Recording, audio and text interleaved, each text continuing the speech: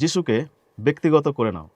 বিশ্বাস অত্যন্ত গুরুত্বপূর্ণ যদি আপনি আশা ও শান্তি খুঁজে পেতে চান। কিন্তু শুধু যে কোনো বস্তুর উপরে বিশ্বাস নয়, সঠিক বস্তুর উপরে বিশ্বাস। আমি কিছু ধর্ম নিয়ে অধ্যয়ন করেছি এবং আমি নিশ্চিত হয়েছি যে আমাদের সবচেয়ে প্রয়োজনীয় সাহায্যটি পাওয়া যায় ঈশ্বরের প্রকাশিত বাক্যে। অনেক মানুষের কাছে তাদের ধর্ম শুধু একটি বাধ্যবাধকতা, এটি একটি কর্তব্য যা তারা নিজেরাই নিজেদের উপরে চাপিয়ে দিয়েছে। হয় তারা এটি পালন করার দ্বারা কোনো দেবতাকে সন্তুষ্ট করতে চায়, অথবা দুষ্ট আত্মাদের দূরে রাখতে চায়। এতে ব্যক্তিগত কিছুই নেই। তাদের ধর্ম ঈশ্বরকে দূরে সরিয়ে দেয় এবং তারা তাকে এক স্বেচ্ছাচারী হিসাবে ভাবতে শুরু করে। ধর্ম হওয়া উচিত অর্থপূর্ণ, ব্যক্তিগত, অর্থাৎ এটি আপনার সমগ্র সত্তার একটি অংশ হয়ে আসা উচিত। আমি আনন্দের সাথে বলতে পারি যে সত্যিকারের খ্রিস্টীয় বিশ্বাস ব্যক্তিগত। আপনি ব্যক্তিগতভাবে ঈশ্বরকে জানতে পারেন।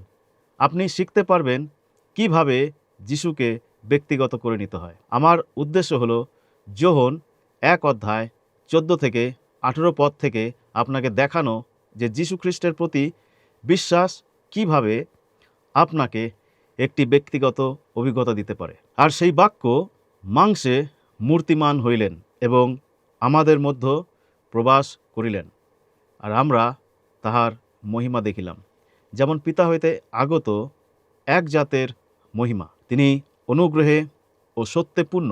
যখন তাহার বিষয়ে সাক্ষ্য দিলেন আর উচ্চস্বরে বলিলেন, ইনি সেই ব্যক্তি যাহার বিষয়ে আমি বলিয়াছি, যিনি আমার পশ্চাৎ আসিতেছেন, তিনি আমার অগ্রগণ্য হইলেন, কেননা তিনি আমার পূর্বে ছিলেন। কারণ তাহার পূর্ণতা হইতে আমরা সকলে পাইয়াছি, আর অনুগ্রহের উপরে অনুগ্রহ পাইয়াছি।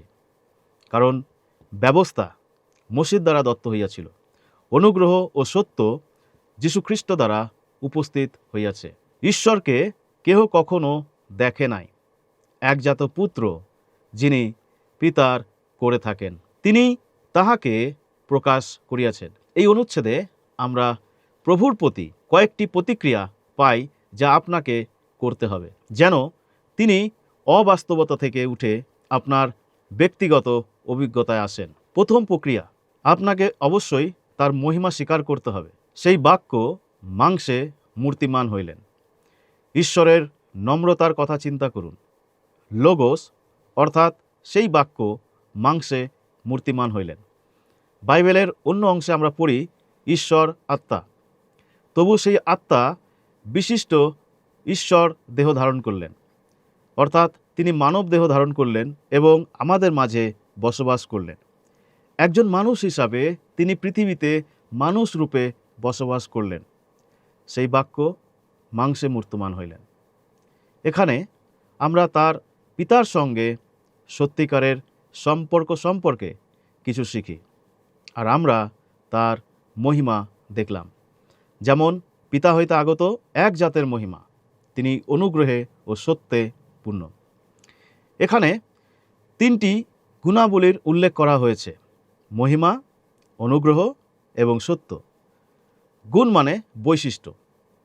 এই পদগুলি আমাদের তার মহিমা স্বীকার করতে উৎসাহিত করে, যা তাকে এক শ্রেষ্ঠ স্থানে, বিশেষ স্থানে, একমাত্র স্থানে রাখে। তাকে বলা হয়েছে পিতা হইতে আগত এক জাত। এটি তাকে এক বিশেষ স্বতন্ত্র অবস্থানে স্থাপন করে, এটি তাকে মহিমা দেয়। যদি আপনি যিশুকে ব্যক্তিগত করতে চান, তবে অবশ্যই তার মহিমা স্বীকার করতে হবে। দ্বিতীয় প্রতিক্রিয়া, আপনাকে অবশ্যই তার অনুগ্রহকে উপলব্ধি করতে হবে। যখন তার বিষয়ে সাক্ষ্য দিলেন আর উচ্চ স্বরে বলিলেন, ইনি সেই ব্যক্তি যাহার বিষয় আমি বলিয়াছি, যিনি আমার পশ্চাৎ আসিতেছেন, তিনি আমার অগ্রগণ্য হইলেন, কেননা তিনি আমার পূর্বে ছিলেন। এটি খুব স্পষ্টভাবে দেখায় যে যোহন এই বিষয়টি উপলব্ধি করেছিলেন যে যিশু অনন্তকাল স্থায়ী। তিনি সমস্ত কিছুর আগে থেকে আছেন। তিনি যোহনেরও আগে ছিলেন। লোকেদের হিসাব অনুযায়ী জন্মগ্রহণের দিক থেকে যোহন যিশুর চেয়ে 6 মাসের বড় ছিলেন, কিন্তু যোহন বললেন তিনি আমার পূর্বে ছিলেন। অনুগ্রহ করে 16 পদটি ভালো করে লক্ষ্য করুন, কারণ তাহার পূর্ণতা হইতে আমরা সকলে পাইয়াছি, আর অনুগ্রহের উপরে অনুগ্রহ পাইয়াছি। শুধু অনুগ্রহের মাধ্যমেই আপনি যিশুকে ব্যক্তিগতভাবে খুঁজে পেতে পারেন। এটি একটি পূর্ণতা, একটি বাস্তবতা। আমি আপনাকে একটি ব্যাখ্যা করতে পারি না যদি না আপনি আমার হৃদয়ে বিশ্বাস খুলে তার অনুগ্রহ গ্রহণ করেন।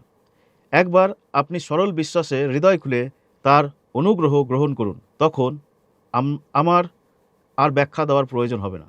কারণ বিশ্বাস সেই বোধগম্যতার দরজা খুলে দেয়, যার মাধ্যমে আপনি যিশুকে ব্যক্তিগত করতে পারেন। আপনাকে অবশ্যই তার অনুগ্রহ উপলব্ধি করতে হবে। তৃতীয় প্রতিক্রিয়া, আপনাকে অবশ্যই তার বার্তাকে গুরুত্ব দিতে হবে। 17 পদটি আমাদের বলে ব্যবস্থা মসির দ্বারা দেওয়া হয়েছিল। আপনি যাত্রা পুস্তকে গিয়ে সেই সত্যটিকে যাচাই করতে পারেন। ঐতিহাসিক নথিপত্রও আছে, তাই এ নিয়ে কোনো প্রশ্ন নেই। যীশুখ্রিস্টের মাধ্যমে অনুগ্রহ ও সত্য আসার জন্য প্রয়োজন ছিল যে ব্যবস্থা, তা মসির কাছে দেওয়া হয়েছিল। আমি চাই আপনি যেন বুঝতে পারেন যে এই পথটির উদ্দেশ্য ব্যবস্থাকে অনুগ্রহ ও সত্যের বিপরীতে দাঁড় করানো নয়, বরং এটি বলে এই জন্য ব্যবস্থা দেওয়া হয়েছিল যেন অনুগ্রহ ও সত্য প্রকাশিত হয়। তাই এটি আবশ্যক ছিল। ব্যবস্থা হলো অনুগ্রহের ভিত্তি। প্রকৃতপক্ষে ব্যবস্থা সেই অনুগ্রহেরই একটি অংশ। এটি সেই বার্তা যা আমাদের গুরুত্ব দিতে হবে। ঈশ্বর আমাদের প্রতি অনুগ্রহ প্রদান করতে পারেন না যদি না আমরা জানি তিনি কি চান, এবং সেই চাহিদাগুলি বাইবেলে ঈশ্বরের ব্যবস্থায় স্পষ্টভাবে বলা আছে। আরও লক্ষ্য করুন যে কোনো মানুষ কখনো ঈশ্বরকে দেখেনি, কিন্তু যিনি এসেছেন, যিশু, সেই লোগোস, তিনি আমাদের কাছে তাকে প্রকাশ করতে পারেন, কারণ তিনি পিতার কাছে ছিলেন। অতএব যিশুকে ব্যক্তিগতভাবে পেতে আপনাকে তার বার্তাকে গুরুত্ব দিতে হবে। আপনাকে ব্যবস্থাভিত্তিক অনুগ্রহ ও সত্য গ্রহণ করতে হবে। আপনাকে বিশ্বাস করতে হবে যে ঈশ্বর পিতার সম্পর্কে তিনি যা বলেছেন, কারণ তিনি পিতার কাছে ছিলেন। এই প্রতিক্রিয়াগুলোই যিশুকে আপনার কাছে ব্যক্তিগত করবে। আপনাকে তার মহিমা স্বীকার করতে হবে। তিনি অনন্য, তিনি পিতার একজাত। আপনাকে উপলব্ধি করতে হবে যে আমরা যখন তাকে গ্রহণ করি, তখন তার পূর্ণতা থেকে আমরা এই বিশ্বাসের অনুগ্রহ পেয়েছি।